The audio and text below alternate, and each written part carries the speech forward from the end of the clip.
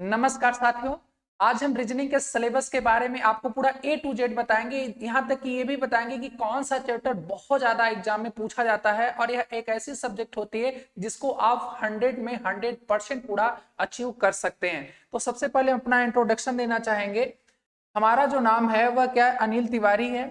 Faculty reasoning हम आपको पढ़ाएंगे। टीचिंग एक्सपीरियंस 5 ईयर का है और जो हम आपको कंप्लीट रीजनिंग कराएंगे वह टोटली 4 महीने और आवर में देखोगे तो 100 आवर्स का ये ड्यूरेशन रहने वाला है। ठीक है, आइए यहाँ पर हम देख लेते हैं रीजनिंग के सिलेबस के बारे में कि यहाँ पर जो रीजनिंग है वह कितने पार्ट में बटी है, कौन कौन से सब्जेक्ट हैं, पूरा यहाँ पर हम लोग देख लेते हैं। ठीक है, तो जो रीजनिंग है यह 2 पार्ट में बटी है। एक को हम वर्बल कहते हैं और एक को हम नॉन वर्बल कहते हैं।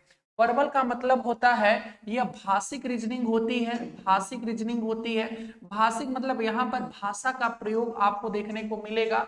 और जो नॉन वर्बल है यह अभाषिक होती है। यह कैसी होती है?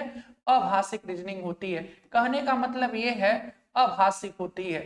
यहाँ पर वर्बल में आपको कम से कम हिंदी या इंग्लिश सब्जेक्ट का ज्ञान होना बहुत जरूरी है, जिसमें हम हिंदी और इंग्लिश जिस सब लैंग्वेज में प्रश्न है उसको पढ़ना पड़ता है। जबकि नॉन वर्बल में हमें शब्द से सब्जेक्ट से कोई भी लेना देना नहीं होता। यहाँ पर चित्र से फिगर से संबंधित प्रश्न होते हैं। यहाँ पर भाषा का प्रयोग नहीं होता है। आपको एक चित्र दे दिया जाएगा और बोला जाएगा कि इस चित्र में अगर हम इस चित्र को आगे बढ़ाते रहें तो अगले क्रम में कौन सा चित्र आएगा, या 4 विकल्प रहेंगे। बोलेगा कि निम्न में से कौन सा जो विकल्प है वह अलग है, चित्र में से कौन सा भिन्न है। तो ये भाषिक होती है और यह अभाषिक होती है। वर्बल के भी 3 पार्ट होते हैं। एक बेसिक रीजनिंग होती है, कैलकुलेटिव बेस होती है, एक एनालिटिकल होती है और एक लॉजिकल रीजनिंग होती है। तो बेसिक में कैलकुलेशन करना पड़ता है, लॉजिकल रीजनिंग में लॉजिक लगाना पड़ता है और एनालिटिकल इन दोनों का मिक्स होता है जिसमें कैलकुलेशन और लॉजिक दोनों लगाना पड़ता है। तो पूरा यहाँ पर चैप्टर आपके सामने है। आप उन चैप्टरों को देखिएगा और ए टू जेड यहाँ पे समझने का प्रयास करिएगा। यहाँ पर सबसे पहले है एनालॉजी, अर्थात इसको क्या बोलते हैं? सादृश्यता। सादृश्यता जो होती है रीजनिंग, इसमें इसके अंतर्गत आप देखोगे अनुपात लगा रहता है, समानुपात का चिन्ह लगा रहता है। यहाँ पर एक शब्द में समानता, एक शब्द की समानता जैसे दूसरे से है वैसे ही तीसरे शब्द की समानता चौथे शब्द से आपको करनी पड़ती है। और ये एग्जाम में बहुत ज्यादा सादृश्यता से आजकल प्रश्न पूछा जाता है। जैसे कि यहाँ पर एक एग्जाम्पल देना चाहेंगे, गाय। गाय और यहाँ पर क्या है? दूध है। गाय से हमें क्या प्राप्त होता है? दूध प्राप्त होता है। तो आपको बताना है यहाँ पर मधुमक्खी, मधुमक्खी। तो मधुमक्खी से क्या प्राप्त होता है? तो मधुमक्खी से जो है वह क्या प्राप्त होता है? तो मधुमक्खी से शहद प्राप्त होती है। इस क्वेश्चन मार्क के स्थान पर क्या आएगा यह आपको बताना पड़ता है इस एनालॉजी टेस्ट में। क्लासिफिकेशन में 4 शब्द दिए रहेंगे। 4 शब्द में से कौन सा शब्द अलग है इसकी पहचान आपको करनी पड़ती है। जैसे कि यहाँ पर हम दे दें 4 शब्द, भोपाल, भोपाल, ठीक है, और यहाँ पर दे देते हैं लखनऊ, लखनऊ, ठीक है, और यहाँ पर दे देते हैं गांधीनगर, गांधीनगर, गांधीनगर, और फिर यहाँ पर हम दे देते हैं कानपुर। इनमें से आपको बताना है कि 4 में से भिन्न कौन है या अलग कौन सा है। तो भोपाल राजधानी है, लखनऊ कैपिटल है आपकी यूपी की, गांधीनगर भी राजधानी है, और कानपुर जो है ये यूपी का शहर है, ये कोई राजधानी नहीं है। तो यहाँ पर कानपुर क्या हो जाएगा? अलग हो जाएगा। ऐसे यहाँ पर देखेंगे हम लोग अल्फाबेट टेस्ट। यहाँ पर अंग्रेजी वर्णमाला रहता है। जनरली आप लोगों ने अंग्रेजी वर्णमाला तो देखा ही होगा, इसका पढ़ा भी होगा। ए से लेकर के जेड तक लेटर रहते हैं जिसमें बाएं से छोर और दाएं से छोर दिया होता है। आपको बाएं से 10वें पे कौन आएगा, बाएं से 10वें के बाद उसके दाएं चौथा कौन आएगा, या दाएं से 8वां कौन आएगा, इसमें जो है अल्फाबेट में आपको अपोजिट अल्फाबेट देखने को मिलता है। इसके साथ साथ ध्यान रखिएगा कि अर्धांश क्वाड्रेंट में बांट देता है। फर्स्ट हाफ रिवर्स करेगा, सेकंड हाफ रिवर्स करेगा। कई तरीके के प्रश्न पूछे जाते हैं। कोडिंग डिकोडिंग में, कोडिंग डिकोडिंग भी इसी तरह से होता है, एनालॉजी टेस्ट की तरह ही लगभग होता है, किंतु इसमें ध्यान रखिएगा अक्षरों पर ज्यादा फोकस होता है और अक्षरों को कैसे अक्षर में परिवर्तित करेंगे, अक्षर को कैसे अंक में परिवर्तित करेंगे। जैसे कि एक होता है कि आप अपने मोबाइल में पैटर्न छिपा लेते हो, और अपने मोबाइल में जो पैटर्न लगा रहे हो वो क्या होती है, कोडिंग होती है। और कोई अगर उसको पहचान ले रहा है, समझ ले रहा है, उसे क्या कहते हैं, हम डिकोडिंग कहते हैं। तो जब किसी अर्थपूर्ण शब्द को किसी नियम के द्वारा अर्थहीन शब्द में परिवर्तित कर दिया जाता है तो उसे कोडिंग कहते हैं। ठीक है, तो कोडिंग डिकोडिंग भी बहुत बहुत महत्वपूर्ण चैप्टरों में से है। वर्ड फॉर्मेशन जो है, इसमें शब्द निर्माण करना पड़ता है। शब्द निर्माण का मतलब यहाँ पर जैसे कि आपके सामने दे दिया जाए OTINC और यहां पर दे दिया जाए ई, इसमें से कौन से शब्द का निर्माण हो सकता है, तो नोटिस NOTICE बनेगा। कई तरह के अंग्रेजी का थोड़ा ज्ञान यहाँ पे जरूरी होता है वर्ड फॉर्मेशन में। आगे कोई भी, जैसे यहाँ पर हमने लिखा है प्रोडक्ट, तो PRODU आगे छोड़ देगा, बोलेगा यहाँ पर क्या हो सकता है, ST हो सकता है कि CT होगा, तो यहाँ पर प्रोडक्ट करने के लिए PRODUCT करना पड़ेगा। तो वर्ड फॉर्मेशन में के अंतर्गत हम क्या करते हैं कि जो भी इंग्लिश के जो शब्द अधूरे होते हैं उनको कंप्लीट करना पड़ता है। ठीक है, इसके बाद में अगला आता है डायरेक्शन टेस्ट, दिशा परीक्षण। दिशा परीक्षण में आप सभी को पता है कि मुख्य जो होती हैं 4 दिशाएं होती हैं और 4 उप दिशाएं होती हैं, तो टोटल 8 दिशाएं होती हैं, ऊपर उत्तर, नीचे दक्षिण। और इधर आप देखोगे दाएं तरफ, अगर अगर अगर मैं इधर खड़े हो जाऊं तो इस तरफ क्या हो जाएगा, पूरब, और इस तरफ क्या हो जाएगा, पश्चिम हो जाएगा। ठीक है, तो आपको डायरेक्शन टेस्ट भी बहुत ज्यादा एग्जाम में पूछा जाता है। इसी में डायरेक्शन टेस्ट में ही आप पाइथागोरस थ्योरम देखते होंगे कि हाइपोटेनियस का होल स्क्वायर बराबर परपेंडिकुलर का होल स्क्वायर प्लस बेस का होल स्क्वायर होता है। बहुत अच्छे ट्रिक से हम आपको बताएंगे इसमें। ठीक है, तो ये चीज बहुत इंपॉर्टेंट चैप्टर होते हैं। ठीक है, ट्रिपलेट्स वगैरह भी इसी के अंतर्गत हम लोग पढ़ लेंगे। ब्लड रिलेशन, रक्त संबंध। ठीक है, तो ये बहुत ही इंपॉर्टेंट चैप्टर होता है और आज के समय में ब्लड रिलेशन की जरूरत भी है हर एक बच्चे को पढ़ने की। तो ब्लड रिलेशन में हम आपको बताएंगे कि कैसे हम इशारों पर आधारित प्रश्न हल करते हैं, कैसे हम डायरेक्ट प्रश्नों को हल करते हैं, कैसे हम कोडेड प्रश्नों को हल कर सकते हैं, पूरे अच्छे तरीके से आपको विथ बहुत प्यारी प्यारी ट्रिकों के साथ बताने वाले हैं। कैलेंडर जो है, कैलेंडर हम आपको कोड मेथड से बताएंगे जो कि बहुत ही शानदार तरीके से बताएंगे और हर एक प्रश्न को आप 10 से 12 सेकंड के अंदर हल कर सकते हैं, बहुत प्यारा होता है। घड़ी भी हम आपको पूरा ट्रिकी मेथड बताएंगे, आपको बेसिक मेथड भी बताने का प्रयास करेंगे और बहुत ही बेहतरीन तरीके से आपको यहाँ पर समझाएंगे। पासा, डाइस, डाइस का अर्थात लूडो होता है। लूडो जो हम लोग खेलते हैं उसी पर आधारित पासे को बनाया गया है। जनरली पासा जो होता है वह घन का एक छोटा रूप होता है जिसमें 6 सतह, 8 कोने तथा 12 कोरे होती हैं। तो इस चैप्टर को हम लोग विधिवत देखेंगे। क्यूब एंड क्यूबाइड, तो देखो घन और घनाभ जो है ये रीजनिंग का एक अलग ही होता है और मैथ में अलग तरीके से पूछा जाता है। रीजनिंग में जनरली जो है तो वो एक सतह एक घन होता है, एक पासा, एक जो जैसे पासा होता है सेम उसी तरह जो घन होता है। ठीक है, कुछ इस तरह से एक घन होगा। और ध्यान रखिएगा घन को, जो घन होगा, घन को यहाँ पर काटा जाएगा। ठीक है ना, घन को यहाँ पर काटा जाएगा। जैसे कि ये घन है, यहाँ पर घन को कितनी बार काटा जाएगा और इसमें कितनी सतहें निकलेंगी, पूरा इससे संबंधित जो प्रश्न है वह इसमें पूछे जाते हैं और बहुत प्यारे प्यारे प्रश्न इसमें बनते हैं। तो घन और घनाभ हम लोग देख लेंगे। ठीक है, इसके बाद आगे बढ़ते हैं। आगे बढ़ते हैं मैट्रिक्स। मैट्रिक्स भी बहुत महत्वपूर्ण चैप्टर होता है जिसमें रो और कॉलम का प्रयोग किया जाता है, रो एंड कॉलम। तो हम मैट्रिक्स को भी देख लेंगे। रो किसे कहते हैं, तो ये जो लाइन होती है ध्यान रखिएगा, ओरिजेंटल ये क्या होती है, रो होती है, और ये वाली जो लाइन होती है इसे हम क्या कहते हैं, कॉलम कहते हैं, और वैसे इसको वर्टिकल लाइन बोला जाता है। ठीक है, तो लाइनों के बारे में अध्ययन करेंगे, बहुत ही अच्छे तरीके से इसको पढ़ेंगे। आजकल जो है प्रॉब्लम बेस्ड क्वेश्चन रीजनिंग में काउंट कर लिया जाता है, तो एज से संबंधित जो प्रश्न है इसको भी मैं यहाँ पे बताएंगे, वो भी बहुत अच्छे तरीके से। आपको 2-3 मेथड बताएंगे, जो मेथड आपको अच्छा लगेगा, साथ साथ में हम आपको XY मेथड से भी बताएंगे।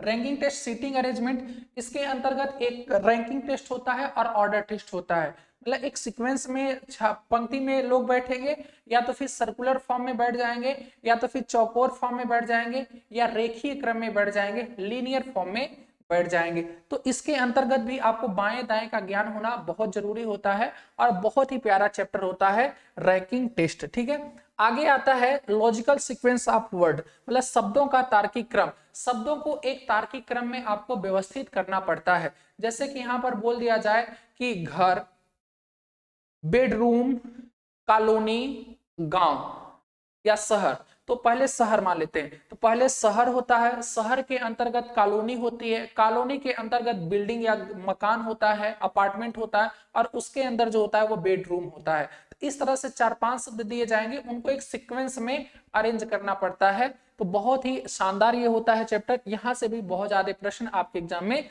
पूछे जाते हैं। मैथमेटिकल ऑपरेशन जो गणितीय सक्रियता है, ये जनरली गुणा भाग पर डिपेंड होती है, जिसमें बोर्डमास नियम का प्रयोग किया जाता है। सबसे पहले ब्रैकेट, फिर ऑफ को, ऑफ का मतलब गुणा होता है, जिसे हम हिंदी में का कहते हैं, और फिर भाग, फिर गुणा। इस तरह से हम इसको हल करेंगे बोर्डमास नियम से। कंडीशनल नंबर, औबंधिक संख्या या अक्षर, यहाँ पर एक सीक्वेंस में कुछ अंक रहेंगे, या कोई भी लेटर भी दिया जा सकता है। इसके बाद बोलेगा, अगर लेटर है तो बोलेगा कि जो लेटर है इनको अल्फाबेट के हिसाब से मैनेज करिए, या तो कोई अंक है तो उसमें बोलेगा कि इसको आरोही क्रम या अवरोही क्रम में व्यवस्थित करके बताइए कि बाएं से चौथे नंबर पर कौन सा अंक आएगा। इस तरह से प्रश्न जो हैंगे, एक कंडीशन, एक शर्त दे दी जाएगी, उस शर्त के हिसाब से आपको प्रश्न को हल करना होता है। ठीक है, आगे मिसिंग नंबर, लेटर, लुप्त संख्या, बहुत ही प्यारा है। मिसिंग नंबर से भी बहुत सारे प्रश्न पूछे जाते हैं। मिसिंग नंबर के अंतर्गत ध्यान रखिएगा, कोई भी आपको एक खाना इस तरह से बना करके दे देगा, या तो डायरेक्टली पूछ लेगा। ठीक है, अगर यहाँ पर बोल दिया कि ये है 16, ये है 25 और ये है आपका 36, तो यहाँ पर क्या होगा, ऑप्शन के अकॉर्डिंग करेंगे तो ये 4 का वर्ग है, ये 5 का वर्ग है, ये 6 का होगा, तो ये किसका हो जाएगा, 7 का वर्ग हो जाएगा, 49 हो जाएगा। तो मतलब यहाँ पर आपसे प्रश्नवाचक चिन्ह के स्थान पर क्या आएगा, यह बताना पड़ता है मिसिंग नंबर में। ठीक है, सीरीज भी इसी तरह का होता है। सीरीज एक सीक्वेंस में श्रृंखला को आगे बढ़ाते हैं, जैसे 2, 4, 6, 8, तो आगे क्या आएगा, 10 आ जाएगा। तो इस तरह से सीरीज में कई प्रकार के अच्छे अच्छे प्रश्न बनते हैं, या तो वो 10 का वर्ग, 11 का वर्ग, 12 का वर्ग, तो आगे किसका वर्ग होगा, 13 का वर्ग हो जाएगा। लॉजिकल वेन डायग्राम जो है, यहाँ पर 3 या 3 से अधिक शब्द दिए गए होते हैं, उनको आरेख के माध्यम से व्यक्त करना होता है। जैसे अगर बोल दिया जाए, ध्यान रखिएगा कि आयत और बहुभुज, तो आयत जो है वो किसके अंतर्गत आएगा, बहुभुज के अंतर्गत आएगा, और सभी के लिए आपको एक वेन आरेख बनाना पड़ता है। तो इसमें 3 या 4 जनरली शब्द का प्रयोग करते हैं। बहुत ही शानदार, ये यहाँ से भी 1 नंबर जनरली हर एग्जाम में देखने को मिलता रहता है। सिलोक्स, न्याय निगमन, ये ग्रीक भाषा का एक शब्द होता है, जिसके आधार पर हमें निष्कर्ष निकालना होता है। मतलब एक कथन दिया रहेगा, कथन वो आपको गलत भी लग सकता है और आपको सही भी लग सकता है, किंतु आपको सही मान करके उसका निष्कर्ष निकालना होता है। बहुत प्यारा चैप्टर होता है, बहुत अच्छे तरीके से हम इसको बताएंगे। इसमें किसी भी प्रकार का कोई बच्चा को कंफ्यूजन यहाँ पर क्रिएट नहीं होगी, बहुत मजा आएगा इसको पढ़ने में। वहीं पर स्टेटमेंट एंड कंक्लूजन, यहाँ पर भी एक कथन रहेगा और कथन का निष्कर्ष। तो कथन के आधार पर निष्कर्ष आपको निकालना होता है। बाहरी ज्ञान आपको अलग बात है, आपको जितना कथन में दिया रहेगा उसी के आधार पर निष्कर्ष को निकालना पड़ता है। जल्दी आप इसको 1 दिन की प्रैक्टिस करके और बहुत अच्छा इसमें स्कोर कर सकते हैं, अगर आपको थोड़ा बहुत बाहरी ज्ञान अगर है। ठीक है, स्टेटमेंट, कोर्स ऑफ एक्शन, कथन और कार्यवाही, मतलब कहने का मतलब है, आप लोगों ने सुना होगा कि बड़ा ही पॉपुलर एक ऐसे पूछ लिया जाता है कि पक्षी उड़ता है मगर उड़ता कहाँ, पक्षी उड़ता है आकाश में मगर रहता कहाँ है। पक्षी तो उड़ता है आकाश में मगर रहता कहाँ है, पानी में रहता है। इसमें प्रश्न कोई एक आपको कार्यवाही करने के लिए देगा, एक समस्या दे करके। कैसे, जैसे कि आपसे बोल दिया गया कि एक ट्रेन हादसा हो गया, तो ट्रेन हादसे के बाद आप क्या करेंगे, तो जनरली लोग बोल देते हैं कि एम्बुलेंस भेजेंगे, ये करेंगे, पूरा फोर्स तैयार करेंगे। तो जनरली फिर बाद में सामने वाला आपको बोलता है कि मान लीजिए कि वो जो ट्रेन है मालगाड़ी हो गई, तो क्या करेंगे। तो ऐसे जो प्रश्न होंगे, कोई भी समस्या दे दी जाएगी देश की, और आपको थोड़ा दिमाग से सोचना पड़ता है, लॉजिक लगानी पड़ती है कि इस प्रश्न का उत्तर क्या हो सकता है, या हमें क्या कार्यवाही करनी है, या उस समस्या का निजात कैसे करना है। अब यहाँ पे कठिन अगर बोलेंगे तो बोलेंगे कि बताइए कि बाल विवाह से जो देश है, देश में काफी ज्यादा दिक्कतें हो रही हैं, कानून बनने के बावजूद भी बाल विवाह पर रोकथाम नहीं हो पा रहा है। ये समस्या है, तो उसका निराकरण क्या होगा, यह हालांकि वहां पे कार्यवाही रहेगी, केवल आपको बताना होगा कि कौन सी कार्यवाही सही है। स्टेटमेंट एंड आर्गुमेंट, यहाँ पर कथन और यहाँ पर तर्क रहेगा। दिए गए कथन के आधार पर अपना तर्क लगाना पड़ता है। ये भी बहुत ही आसान चैप्टर होते हैं, आप बड़े आराम से इनको कर लोगे। अब इसके बाद आता है non verbal reasoning. Non verbal reasoning में जो होता है वह क्या होता है, अभाषिक रीजनिंग होती है। अभाषिक रीजनिंग होती है, अभाषिक रीजनिंग होती है। मतलब यहाँ पर कहने का मतलब है कि यहाँ पर भाषा का प्रयोग नहीं होगा, केवल फिगर होंगे। कोई भी फिगर बना दिया, आपसे पूछेगा कि बताइए इसमें कितने टोटल त्रिभुज हैं, आपसे वर्ग चतुर्भुज कुछ भी पूछ सकता है। जैसे पूछ लिया कि इसमें कितने त्रिभुज हैं, तो आपको करने के बहुत सारे तरीके हैं, हम आगे बताएंगे। इसमें कितने हो जाएंगे, 6 हो जाएंगे। तो फिगर काउंटिंग तमाम प्रकार के आपसे प्रश्न पूछता है। वर्ग हो गया, त्रिभुज हो गया, ठीक है, आयत हो गया आपका, इस पर रेखा हो गया, तो कई प्रश्न इसमें पूछ लिया जाता है। मिरर इमेज और वाटर इमेज, कोई फिगर बना करके मिरर इमेज बनाएगा। तो जनरली मिरर इमेज कैसे बनाया जाता है, तो मिरर इमेज कुछ इस प्रकार से रखा जाता है और वाटर इमेज कुछ इस प्रकार से रखा जाता है। तो मिरर इमेज में बाएं का दाएं में परिवर्तन, दाएं का बाएं में हो जाता है, और वाटर इमेज में ऊपर का नीचे और नीचे का ऊपर, टॉप बॉटम बॉटम टॉप परिवर्तन होता है। पेपर फोल्डिंग, कागज को कैसे मोड़ा जाता है, एक ट्रांसपेरेंट कागज होता है, वो हम आपको सिखाएंगे। पेपर को काटा, कैसे काटने के बाद अगर आप उसको फिर से ओपन करोगे, पहले फोल्ड करो फिर काट दो और फिर उसको ओपन करोगे तो वह कैसा दिखाई देगा, यह आपको ध्यान रखना पड़ता है। फिगर क्लासिफिकेशन, 4 फिगर रहेंगे, उसमें बताना पड़ेगा कि कौन सा फिगर इसमें भिन्न है, कौन सा फिगर इसमें अलग है। मिसिंग फिगर मतलब 3 या 4 फिगर बना देगा और आगे क्वेश्चन मार्क कि पांचवा फिगर या चौथा फिगर क्या होगा, आप बताइए, ठीक है। फिगर सीरीज, फिगर सीरीज में भी एक सीक्वेंस में लेकर के चला जाता है फिगर को, और वहां पे भी आपसे पूछ लेता है कि अगला जो है फिगर क्या रहेगा। बट इन दोनों में एक डिफरेंस होता है मिसिंग फिगर में। मिसिंग फिगर में आपको क्या होगा कि ये भी पूछ लेता है कि निम्न, जब एक ऑप्शन देगा और बोलेगा कि कौन सा इसमें ऑप्शन चिपका दिया जाए कि कंप्लीटली यह पूरा बन जाएगा। तो ये होता है मिसिंग नंबर और फिगर सीरीज में थोड़ा डिफरेंस। हिडन फिगर जो होता है, हिडन फिगर भी दिए गए फिगर में से आपको फिगर बना देगा और फिगर के बाद 4 विकल्प निकाल कर देगा और बोलेगा कि ये फिगर से कौन सा निकाला गया है विकल्प, वो आपको बताना पड़ता है। तो जनरली ये फिगर पर आधारित होता है, इसमें दिमाग नहीं लगानी होती है, बहुत ही आसान होता है। तो ये रहा आपका पूरा का पूरा सिलेबस। उम्मीद करते हैं आपको सिलेबस बहुत अच्छा लगा होगा।